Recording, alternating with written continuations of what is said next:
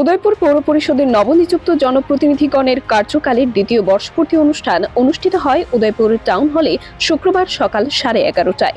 প্রদীপ প্রজ্বলন করে তার শুভ উদ্বোধন করেন রাজ্যের অর্থমন্ত্রী প্রণজিৎ সিংহ রায়। এদিনের অনুষ্ঠানে বক্তব্য রাখতে গিয়ে অর্থমন্ত্রী বলেন, উদয়পুর পৌর এলাকায় পানীয় জলের সমস্যা রয়েছে। এছাড়াও রয়েছে দ্বিচক্র মোটর বাইক পার্কিং এর সমস্যা। বিভিন্ন এলাকায় রাস্তাঘাটের এখনো কিছু সমস্যা রয়েছে, যা আগামী দিনে নতুনভাবে তৈরি করা হবে। একই সাথে উদয়পুর টাউন হলকে মাল্টি কমপ্লেক্স দালান ঘর তৈরি করার জন্য 44 কোটি টাকা বরাদ্দ করা হয়েছে। উদয়পুর চক বাজারকে নতুনভাবে সাজিয়ে তোলার জন্য এবং ব্যবসায়ীদেরকে উন্নত মানের ব্যবসা করার সুবিধা দেওয়ার জন্য 78 কোটি টাকা বরাদ্দ করা হয়েছে এই বছরের বাজেটে। এদিনের অনুষ্ঠান শেষে বিভিন্ন বেনিফিশিয়ারিদের হাতে কৃষির যন্ত্রপাতি তুলে দেন অর্থমন্ত্রী। এবং সেখানে পুরনো যে চক বাজার সেখানে ব্যবসা করার উপযুক্ত জায়গা নয়।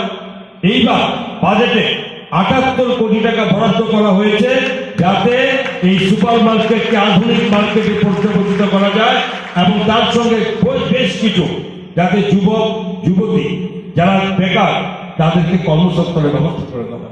আমরা সে ব্যবস্থা করেছি এবং আজকে যেখানে দাঁড়িয়ে আছি এই টাউন হল, উপর থেকে তাকালে সাইডে দেখলে এখানে মাঝে মধ্যে পড়ে যাওয়ার ভয় থাকে। চেয়ারম্যান সাহেব জানেন, এইটাকে এক মাল্টি স্টোরি বিল্ডিং বানিয়ে নতুন টাউন হল করা, নতুন শপিং মল করা, আন্ডারগ্রাউন্ড পার্কিং ব্যবস্থা করা। উদয়পুর শহরে কোথাও পার্কিং এর ব্যবস্থা নেই সরকারিভাবে, এখন পার্কিং ব্যবস্থা করা, উপরে বেকারদের সেট করে দেওয়া, পুরো পরিষদে সে অফিস থেকে উঠিয়ে এখানে অফিস সেট আপ করা এবং এখানে একটা সিনেমা হল, ছোট সিনেমা হলের ব্যবস্থা করে দেওয়ার জন্য, ছোট এখানে একটা রেস্টুরেন্টও খুলে দেওয়ার জন্য সমস্ত পরিকল্পনা নিয়ে এইবার বাজেটে 44 কোটি টাকা এই বিল্ডিং করার জন্য ব্যবস্থা করে। ব্যুরো রিপোর্ট, খবরের প্রতিবাদ।